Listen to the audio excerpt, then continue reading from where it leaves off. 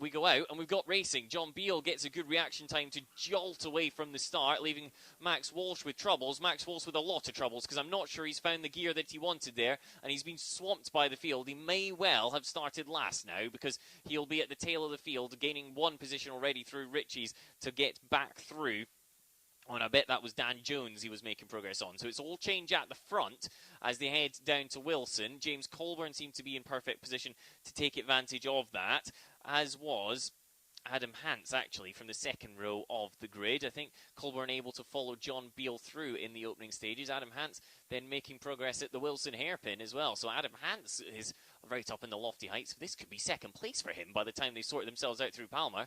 It's not quite, actually, because that's going to be, and I do not believe this, that's going to be Henry Riley up into second spot by the time they get down to Agostini. So Riley making progress on the opening lap. It is Beale involved in this as well. Simon Hill, I reckon he might have just had Riley up into second place. So from the back of the grid, Hill and Riley, we wondered how long it would take them to get to the front. The answer was about 3 corners, and before you know it, they're in that lead group ahead of James Colburn as well. So the front runners running at the front. John Beale still is who leads at Augie's. He'll lead again at Williams, but you get the feeling after that, that position could be properly under threat with the 2 fastest men in the championship on his rear bumper, and lots of work to do for Marsh further back.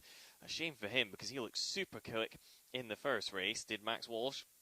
Richard Marsh as well actually had some pace but got caught in the midfield, and he is looking to have the same fate bestowed upon him once more. The rest of the field, front of the field, midfield, back of the field, they're all already through Brundle. They're now into Nelson. A bit tight it looked like for the race leader, which is going to compromise their line on the run towards the bomb hole. The field concertina's up once more through the banked right-hander, level it out, steady the car, because now you're going to turn to the right, and it's 2 red cars out front. The question is, which order are they in? Because it's going to be John Beale and Simon Hill. I think it's Simon Hill who would like a go to the inside of Murray's, but not quite close enough. So Beale it will be that looks to be holding on, and properly holding on to the race lead, because he's got a couple of quick cars up behind him, quick cars that started all the way at the back. Lap number 1 is in the books. John Beale it is from Simon Hill, from Henry Riley, and then James Colburn. Fantastic from those two. Start on the back row of the grid. Huge lock-up for John Beale. Has he got that stopped? I fear he may have gone straight on, and in fact he has. So yellow flags waving down at turn 1. That is properly buried into the gravel trap for John Beale. He was covering it off. The front axle has... Well, it's as if it just totally seized on him, to be honest, although I'm pretty sure that was a lock-up the way the smoke was produced. Now it is Henry Riley out front. In amongst all of that, he was able to take advantage of the chaos. They're still racing in the infield part of the circuit. Double wave yellows down at turn number 1, of course, but it'll be a while before we get back there. What is Riley able to do out front? James Colburn is second and Simon Hill is third. John Beale was in that group, of course, but no more. He's in a gravel trap at turn number 1. Agostini navigated for Riley. Riley, who, to be honest, fastest man in race number 1. He could fancy his chances at trying to escape up the road here. Colburn blocking the path of Simon Hill, who's showing a nose to the inside of Hamilton. That would be brave, it would be bold, it would be perfect for an overtake, and he's managed it. Up into second place goes Simon Hill. He knows how crucial it is not to let Henry Riley get away up front, and that's exactly what Riley is trying to do. Trying, but maybe not quite succeeding, because he had 2 or 3 corners as a run at it, but now he's got Simon Hill trying to reel him in, trying to close him down. I tell you what, that car of John Beale is properly buried down at turn 1. I'm not sure how we're going to try and get that one moved. They are closed cockpit cars, of course, but nonetheless, it will have been a pretty big shunt down the bottom of that gravel trap. Off at high speed, didn't slow down much at all, didn't turn much at all either with that massive lock-up on the inside line. Leaders already down through Brundle and Nelson, and it does look like Simon Hill has managed to arrest the escape of Henry Riley. So Riley's got a couple of car lengths worth of advantage, but it's not gone up any more since around about the Bentley Straights, which is where Simon Hill has had a clean run at it. Hill looking pretty quick through Coram, able to hold that tighter line, able to hold a brilliant line all the way through there. And it should set him up nicely for Murray's as well, of course, because you keep yourself nicely across to what becomes the entrance of that tricky left-hander. Onto the power once more. Henry Riley, the 29, now leads the way after that chaos at turn number 1. He's got 1.2 seconds over Simon Hill. Then it's James Colborne, a half second back of that. And actually, the 88 car's taking advantage. Darren Abbott, now just 1 spot away from the podium and about a second and a half back of it. 2:17.353, the fastest lap of the race for Henry Riley. And by some margin, because that was 1.7 seconds quicker than Simon Hill, who was ahead of the current race leader. He's now behind the race leader, of course, and he's got to find a little bit more pace, which he seems to be doing in the first part of the lap, is the only good news.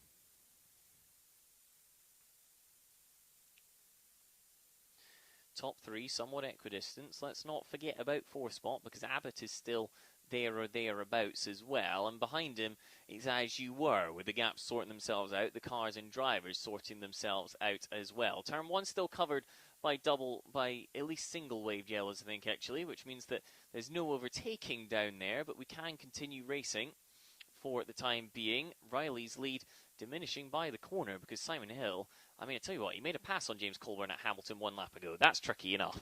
But he now looks as if he's carrying a lot more speed than anybody else on the track through the quick left-hander. That's allowed him to bring the gap down just a touch, but at Augies and Williams, Riley is able to respond. He's found his own little bit of pace when leaning on the front left tyre through the double right-handers that take you onto the Bentley Straight.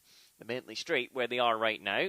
Now they're at the bridge, now they're at Brundle, and in a moment they'll be at Nelson. That's just how quickly the track flies away. You may think of these as not as quick as some of the other cars we have out there, and whilst not true, it certainly doesn't mean that you've not got to try very hard, and you've got to be absolutely on it with your attention. Which corner are you looking at? Where is your eye line? Where are you trying to hit the apex? And where are you taxing those front tyres? Because it looks to me like Riley on that front left is pushing it hard through Coram, whilst Simon Hill gives it a moment to breathe. He gives it a moment to recover in the middle of the corner before setting up the entrance to Murray's. But that could be him giving up a little bit of time. Last time through, the gap between the top 2 was 1.2 seconds. On this occasion, it looks as if it could be relatively similar. It's 1.0. New fastest lap of the race goes to Simon Hill. It was temporarily with Henry Riley, a 16.3, but Hill beats that to go to a 16.0. Third place, James Colborne, doing a pretty sterling job, it should be said. He's down to a 16.5 as well, which is quite something. The fastest lap of the race from earlier on, that was taken by Henry Riley in amongst all of this with his Mark 5.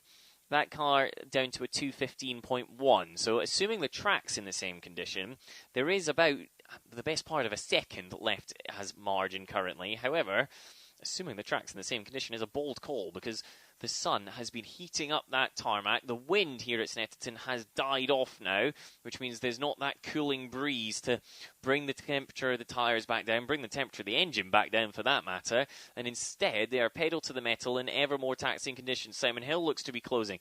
The other man, of course, who's been making progress is Max Walsh. Max had that shocking start where he dropped to the back, having missed the gear off the line, but now his recovery has been done partially for him by the loss of John Beale.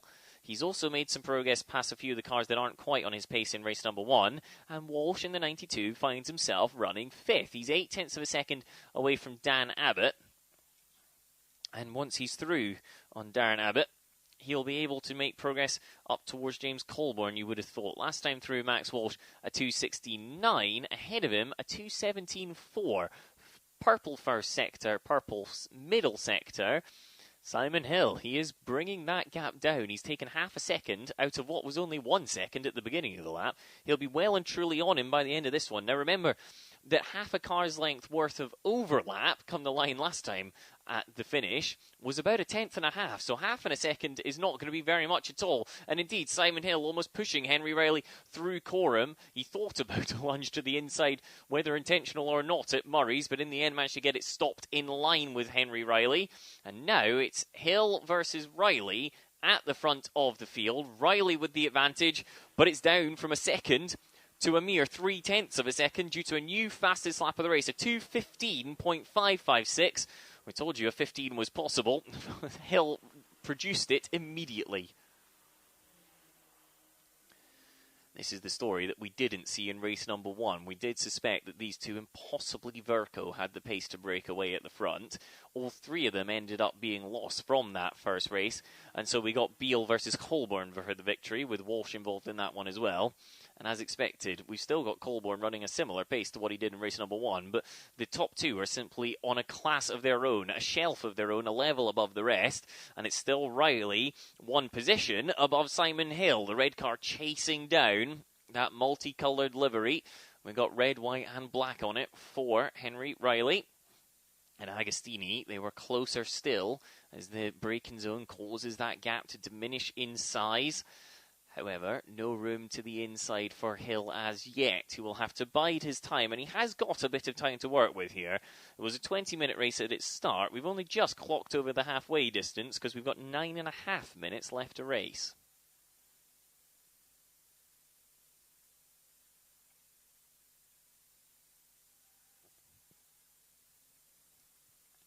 Wonderful when I shut up for a minute just to hear the squeal of the tyres there in the background, which shows how hard all the drivers up and down the field are taxing the front axle in places.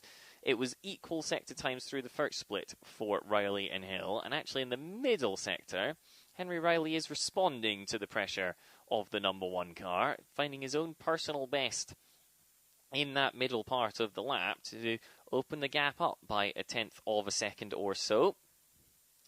Those guys already accelerating back towards us at Coram.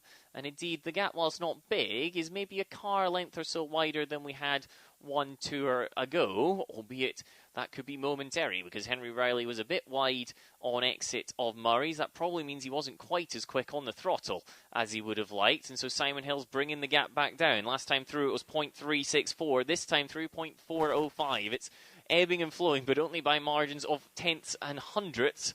No chance of breaking away when the gaps are that small. Walsh, as expected, is closing in on Darren Abbott, actually. So that 88 car coming under increasing pressure from Max Walsh. Max got the gap down to 0.6 of a second on that last tour. Abbott was able to respond, though, because he found a personal best. So Dan Abbott attempting to survive the onslaught of Max Walsh. Max Walsh on max attack right now as he tries to get to the inside of Palmer's. That one's not going to work. However, he will consider it for later on in the lap. No change with the top two. Still James Colborne third. Then we got this battle for fourth developing. It's Walsh versus Abbott. Abbott still out ahead of those two. Abbott in the black car with the white numbering on its roof. Walsh in the blue, white and black car. It's predominantly blue when you see it head on. And he's trying to make progress up to fourth spot. How are the pair of them lapping relative to Colborne? The answer is marginally quicker. So that gap was at 3 seconds. It's now at 2 seconds. And it's coming down by a margin of about 0.3 a lap, which will be there or thereabouts come the finish at this stage, assuming Walsh and Abbott don't hold each other up too much with their own personal fight. Leaders are on the Bentley straight. Under the bridge they go. Hard on the brakes. Then you have to lift off the brakes for a moment because, as we were saying, these cars, a lot of the weight and the braking performance bias to the front axle. When that occurs, you've got to make sure that you don't lock them by turning and braking simultaneously, because you're not using the rear axle quite so much due to the engine being at the front. The whole car gyred towards having the balance on the front to make sure that you've got traction out of the corners. Knock on of that is that all the braking performance is on the front end as well, which produces a totally different driving experience to what you get in a rear-wheel drive car. It's by no means less fun. Some will even argue it's more fun because you can save a slide by cranking on the opposite lock and then planting your foot to pull the front back into line. That time through, Riley has managed to find a response to the pace of Simon Hill behind. He did a personal lap of a 1:15.9, while Simon Hill has actually dropped a second a lap relative to his best pace, down to a 16.546. About similar pace to James Colborne behind on that particular tour. As such, we'll change our attention to the Max Walsh-Darren Abbott battle. Those two into the Wilson hairpin right now, still in the order that they were, with Walsh applying the pressure to try and gain a position up to what would be fourth spot. However, so far, he's not been close enough in the overtaking zones. I think he's pretty good at closing in through what is essentially the exit of Coram and then the entrance to Murray's. However, to make an overtake there would be audacious and then some. So instead, he's trying to find an opportunity, for example, down at Agostini, where he positions his car to the inside of Abbott. Can he get close enough on the brakes? No, he does get close enough mid-corner, but at the expense of all of his momentum, which means he drops behind again on the exit. Walsh will close again up towards Hamilton, and he's quick through there. He's brave as Max, which gives him the opportunity, but he's not quite enough to the back of Abbott to think about jolting himself towards the inside, towards swinging a move at Oggy. So instead stays tucked in, line astern, carries the momentum on the exit of Oggy's, picks up that momentum further through Williams, third time lucky, there we go. It's the end of day 2. They're on the Bentley straight now. And it is still nose to tail. Walsh is mighty at Williams, it should be said. That allows him to pick up the momentum, pick up the inside line possibly in for Brundle. Walsh is late on the brakes. He's not going to have the preferred option though, because to make an overtake there, you really need to have the line covered by Nelson, and he simply didn't. So on the outside, Walsh has to yield once more. Still in 5th spot, still attacking Darren Abbott for 4th position, and still not having an answer for the defensive lines taken by Abbott, for the clever use of place, clever deployment of his energy, actually, for Darren Abbott. Up to the line, the leaders come once more with 4 minutes on the clock.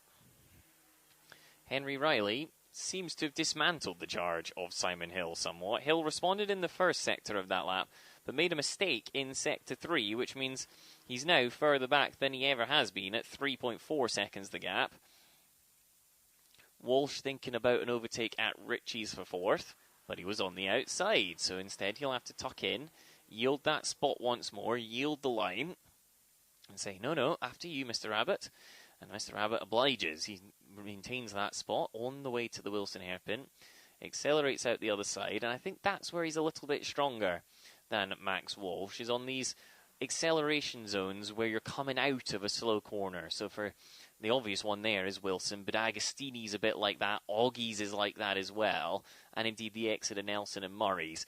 When they're entering those zones, or indeed under the braking, Max looks fantastic, just as he did in the fast stuff. The issue is, you can't really make an overtake in the fast stuff. You have to be using that to set it up for one of these braking zones in most cases, and once again on exit of Agostini's, the gap between himself and the 88 of Abbott extends just that little bit further.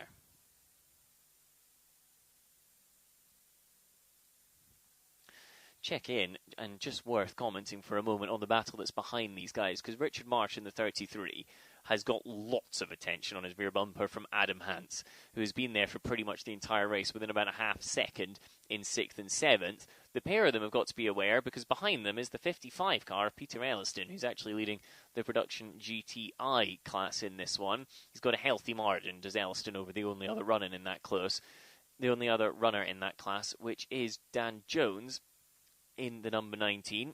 So he should be on for a class victory, assuming he can hold it together. They would have, in theory, Simon Verco in that class with them, but of course Verco didn't take the start.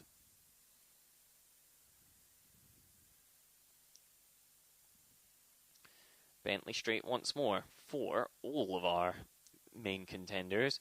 Riley having got the better of Simon Hill, it would seem, because Hill lost a bit more time in the first split and again in the second split. In that second split, he lost a half second to James Colborne, so he's going to have to be aware of it here. Across the line, Riley, 1 minute 40 on the clock. That means that he is on to the last lap of the race, and so too is everybody else as a consequence when they come across the line. Walsh not close enough to the back of Darren Abbott to challenge into Ritchie's on this occasion. And actually, I wonder if he's just beginning to lose that front axle, because his turn-in was a touch more tentative there as he was trying to figure out whether or not the tyres were going to stick. Behind is there the thought of an overtake for Elliston now, because Elliston is through on Hance, and now is onto the back of Richard Marsh. That, of course, not for position in class between the Mark V and the Productions, but would be worth a go, so to speak, because you're a racing driver and you love to overtake people. It's what gives you that rush, the fun, the happy feelings. James Colborne in course for a happy feeling, and I think may well have just given up the hunt of Simon Hill through that first split. Hill able to get down to a 42.7 again, and that puts in the best part of a second further clear of James Colborne than they were at the line.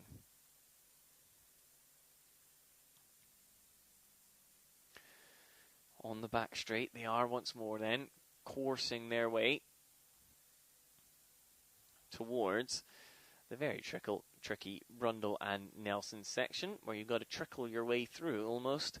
Just maintaining the balance of the car is tricky enough there, let alone doing it in a way that allows you to find time, a way that allows you to push hard enough to catch up on the car ahead, let alone think about an overtake.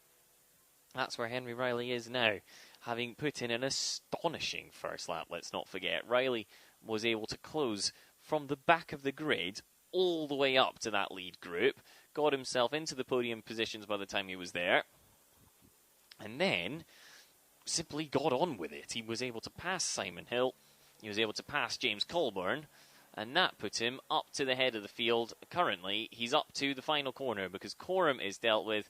He's on the brakes and slowing down the car through the left of Murray's, and it is going to be Henry Riley for a fantastic performance. His gap was 4.3 seconds last time around. I suspect it'll be even bigger this time. Checkered flag is out. Henry Riley back on song here at Snetterton. He picks up the victory in race number 2 for the TK Couplings Production GTI Championship.